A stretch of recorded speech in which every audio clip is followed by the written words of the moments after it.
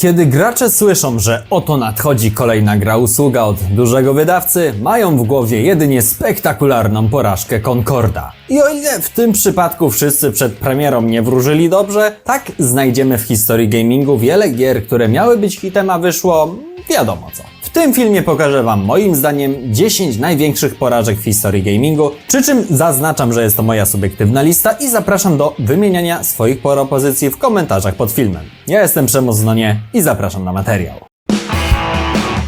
Numer 1. Duke Nukem Forever. Każdy, kto wychowywał się na grach z lat 90. lub, podobnie jak ja jest retroświrem, doskonale zna markę Duke Nukem. Po fenomenalnym Duke Nukem 3D fani zacierali rączki na kolejną odsłonę. Dostali ją po 15 latach. I może to nie brzmi tak dużo z perspektywy dzisiejszych gier, gdzie potrafią one powstawać około 8 lub 10, ale wtedy okresy produkcyjne gier były dużo krótsze. Co więc poszło nie tak? Brak jakiejkolwiek decyzyjności ze strony twórców. To zmieniają silnik w połowie produkcji, to nagle wyszła jakaś konkurencyjna gra i postanowili, że też chcą to mieć u siebie.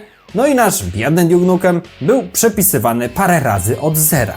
Duke Nukem Forever oficjalnie wyszedł w 2011 roku, pozostaje więc pytanie, czy warto było czekać? No nie. Gra została zjechana z błotem, a wielu fanów poczuło wielkie rozczarowanie.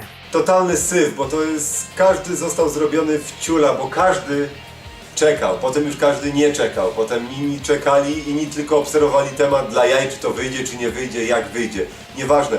Była atencja, była uwaga i dostaliśmy po prostu, ja się poczułem, jakby ktoś mi rzucił gównem w twarz przez durszlak, dosłownie tak się poczułem. Znalazłem informację, że budżet gry wyniósł między 30 a 50 milionów dolarów. Porównajmy sobie budżet produkcji dwóch innych gier z 2011 roku. Polski Wiedźmin 2 posiadał budżet około 30 milionów, ale złotych, a Skyrim 100 milionów dolarów. Innymi słowy, jakby w tym samym czasie powstawały dwa Duke Nukem Forevery, których nikt nie kupił, kosztowałyby tyle samo co Skyrim z fenomenalną sprzedażą. W pierwszym miesiącu sprzedano 376 tysięcy kopii, a z czasem ten wynik w ogóle się nie poprawił, przez co do dziś, od prawie 15 lat, nie dostaliśmy żadnej oficjalnej kontynuacji serii.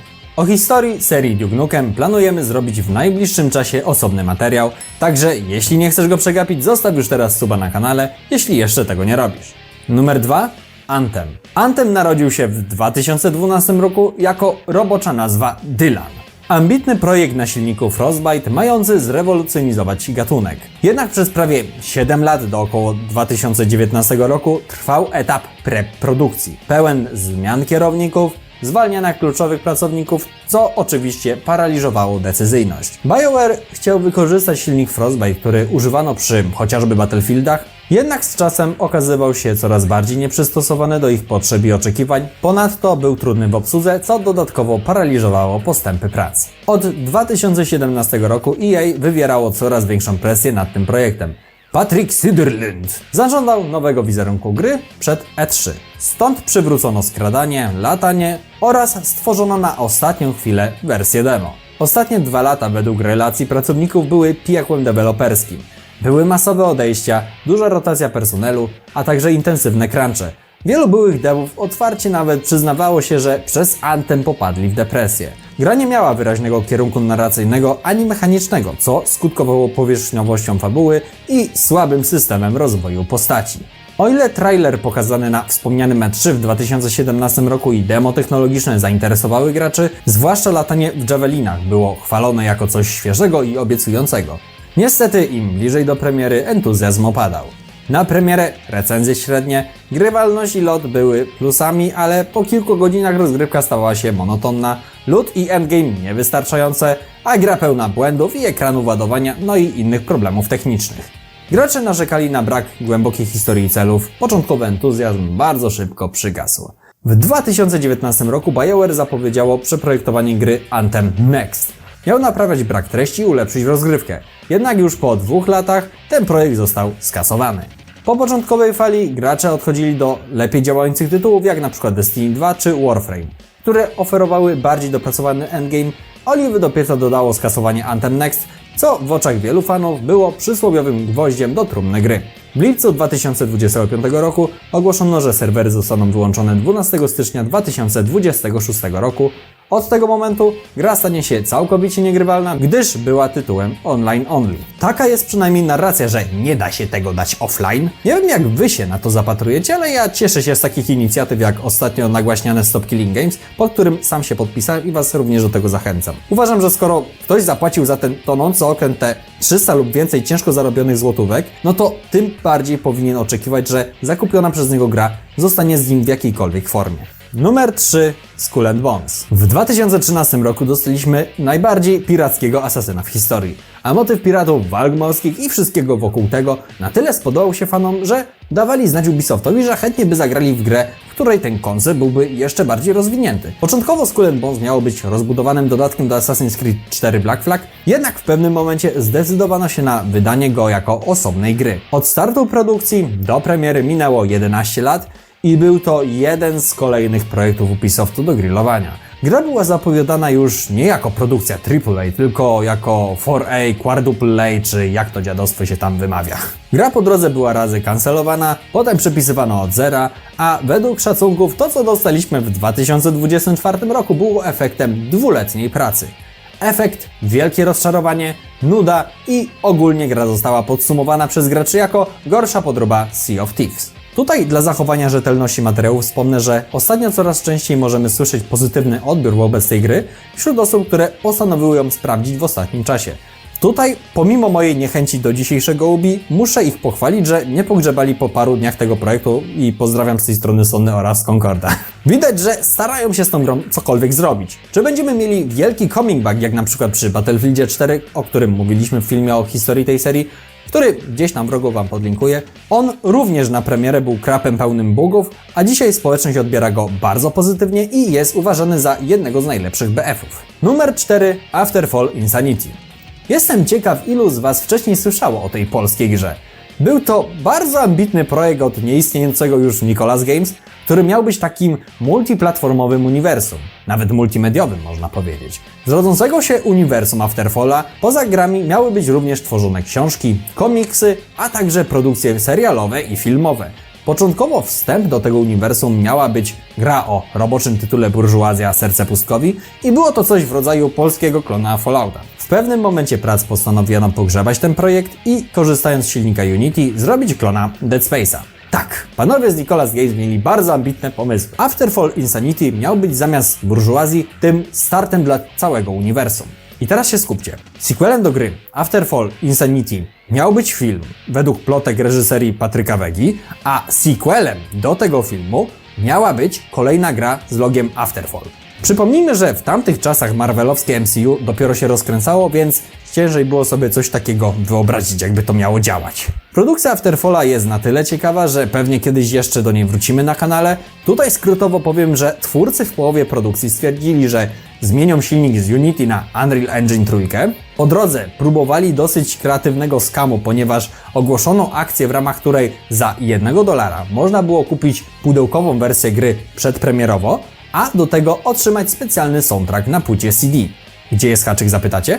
Otóż, aby zrealizować to filantropijne przedsięwzięcie, trzeba było uzbierać, uwaga, 10 milionów preorderów. Dla porównania, jedna z najbardziej chwalonych gier Ubisoftu, czyli Assassin's Creed 2, sprzedał się w około 9 milionach kopii.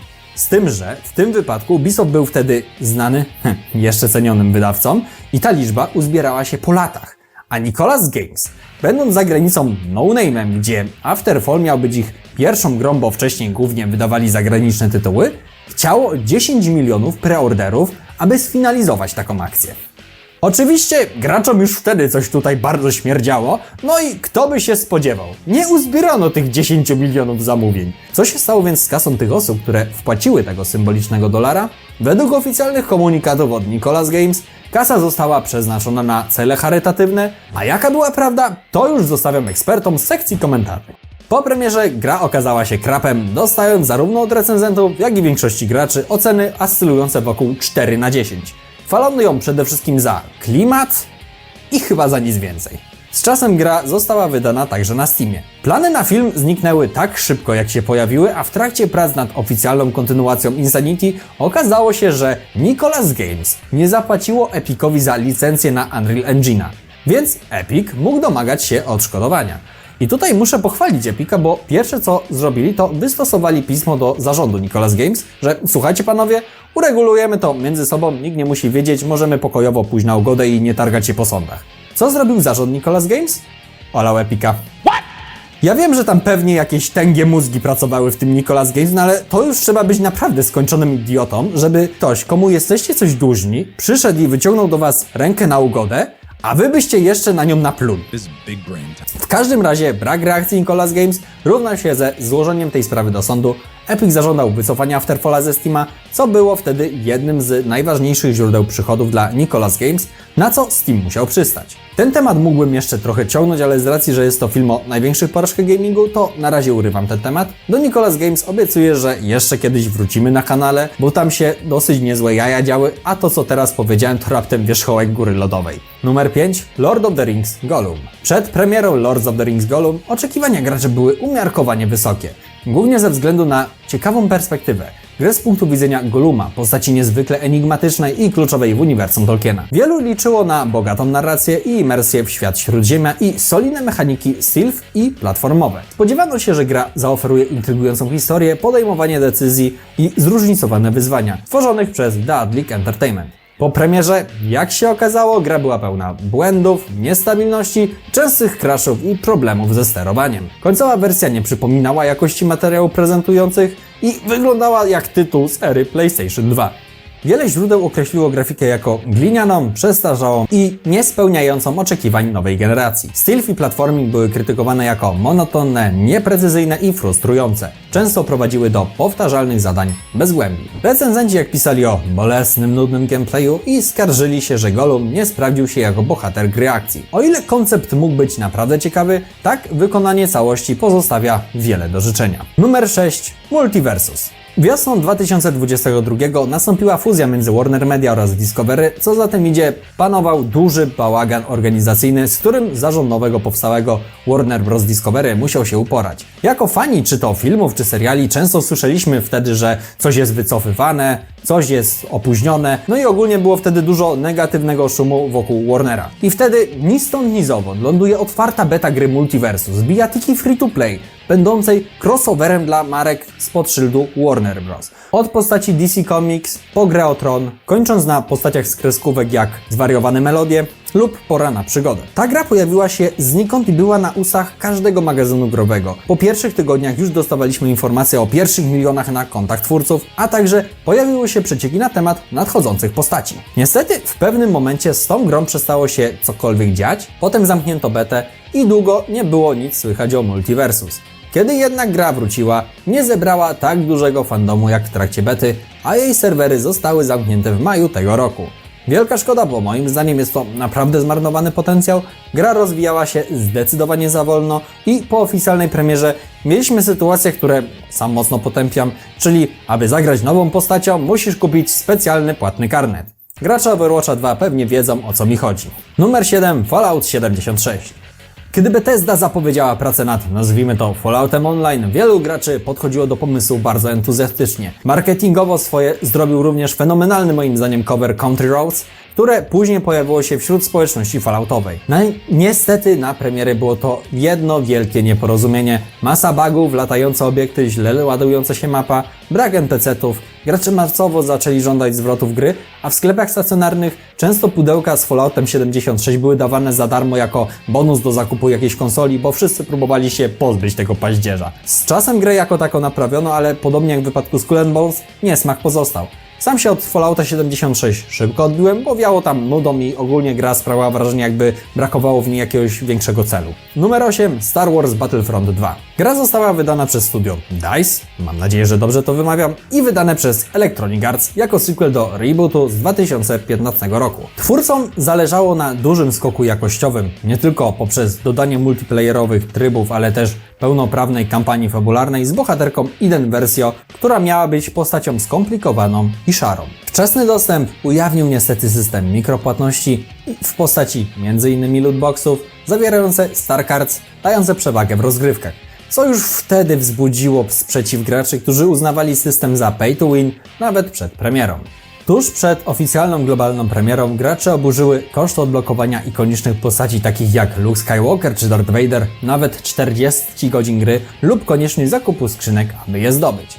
Oficjalna wypowiedź jej o dawaniu graczom poczucia dumy i osiągnięcia została okrzyknięta najbardziej nadużytym komentarzem w historii Reddita. Ponad 1 milion negatywnych reakcji. Jaka była odpowiedź jej? Wycofano mikropłatności tuż przed uruchomieniem usługi, zakazano kupowania Crystals i lootboxów, przynajmniej tymczasowo. Skorygowano koszty odblokowywania bohaterów, zmniejszono je o około 75%, zmieniono ekonomię i system progresji. Część doposażeń zaczęła być dostępna wyłącznie przez grę, a lootboxy ograniczono do przedmiotów kosmetycznych i kredytów. Gra nie spełniła oczekiwań sprzedażowych i jej przyznało, że wynik był o około 10% niższy niż zakładano, co obarczono kontrowersją lootboxów. Wartość akcji EA spadła o około 3 miliardy dolarów w ciągu jednego miesiąca po premierze. A szkoda, bo przyznam, że w Battlefronta 2 grało mi się bardzo dobrze, przy czym zaznaczę, że grałem już po zakończeniu wsparcia. Uważam, że po raz kolejny świetny projekt został pogrzebany przez chciwość deweloperów. Numer 9. Assassin's Creed Unity. Oficjalna zapowiedź gry nastąpiła w marcu 2014 roku. Po wcześniejszych przeciekach gra była reklamowana jako duża niezwykłość. Paryż rewolucji francuskiej, kooperacja dla 4 graczy, ogromne tłumy do 1000 niezależnych NPC na ekranie. Unity było pierwszym głównym tytułem serii z widoczną kooperacją online i jednoczesną premierą z Assassin's Creed Rogue, co było rzadkością z cyklu. Innowacje techniczne przyniosły też wsparcia. Ubisoft przebudował silnik gry w 100%, co mimo potencjału wpłynęło negatywnie na jakość produkcji przy premierze. Współpraca z historykami zapewniła historyczną głębię w opisie życia w Paryżu w XVIII wieku. Promocja gry budowała ogromne oczekiwania, zapowiadano realistyczny, tętniący życiem Paryż rewolucyjny, aktywny udział głównego bohatera, czyli Arno w rewolucji oraz rozbudowaną kooperację. W mediach zapowiadano najbardziej ambitny produkt, nad którym pracował Ubisoft, zarówno technologicznie, jak i narracyjnie. Po listopadowej premierze w 2014 roku gra została natychmiast skrytykowana za masę błędów. Postacie zawieszające się w powietrzu, znikające twarze, Arno przechodzący przez ziemię, padający w obiekty, zawieszanie się gry i niska liczba klatek. Nastąpiła duża seria aktualizacji łatających. 3 duże paczki już w dniu premiery, kolejne miały naprawić stabilność, wydajność i problemy z matchmakingiem. CEO Ubisoftu Montreal, Yannis Mallat, przeprosił graczy za wpływ bugów na doświadczenie gry i ogłosił darmowe dodatki. Death Knights, czyli epilog, dostępny za darmo dla wszystkich kupujących, zaś posiadacze Season Passa mogli wybrać dowolną inną grę Ubisoftu gratis. W dzisiejszym Ubisoftie myślę, że czasem warto schować ego do kieszeni i zrobić miły gest w stronę swoich odbiorców, jak za swego czasu zrobił to stary Ubisoft. Numer 10. Heroesy 7. Miała być najlepsza gra w serii, na której budżet miała uzbierać się poprzednia część, przez co 7 według zapowiedzi Ubisoftu miała być najbardziej dopracowaną częścią serii. Jednak finalny efekt to jedno wielkie nieporozumienie i 7 zaraz po premierze została oceniona przez fanów jeszcze gorzej niż znienawidzona w Polsce 6. Cinematyki są zrobione w najbardziej leniwy sposób, gdzie postacie stoją w bezruchu jak zastygłe figury, a jedyną dynamikę nadaje oddalająca się i przybliżająca kamera. Po ciekawej kampanii z 5 i dodatków oraz bardzo serialowej historii z 6, te z 7 są nudne jak flaki z olejem. Do tego można dodać nieciekawy design jednostek, gdzie większość z nich, jak pokazywałem w innym filmie na kanale, jest przekolorowaną wersją podstawową. Do tego w finalnej wersji nie było Inferna, co dla wielu fanów, podobnie jak dla mnie, było totalnym nieporozumieniem. Gra miała oczywiście parę ciekawych elementów, jak mechanika flankowania lub moim zdaniem najciekawsze drzewko rozwoju w serii. Niemniej dla wielu fanów to było za mało i jedyne co dzisiaj ratuje tę grę to dosyć ciekawe projekty moderskie oraz to, że gra była robiona na silniku Unreal Engine 4, co naturalnie ułatwiało modowanie gry największym zapaleńcom. To było 10 moim zdaniem największych gamingowych porażek. Jeśli waszym zdaniem coś powinno się tu jeszcze znaleźć, zapraszam do sekcji komentarzy pod filmem. Kolejność na tej liście jest przypadkowa, a numery od 1 do 10 użyłem jedynie do uporządkowania tego materiału. Jeżeli jesteś tu nowy, zachęcam do zostawienia suba na kanale, daje nam to mega kopa do robienia coraz lepszych filmów. Dziękuję również w imieniu swoim i drugiego prowadzącego tym z Was, którzy zdecydowali się wesprzeć naszą działalność, czy to poprzez przycisk Wesprzyj na YouTube, czy na naszym profilu Patronite. Dzięki, że dotarłeś do końca. Widzimy się już niedługo przy okazji kolejnych filmów. Do zobaczenia.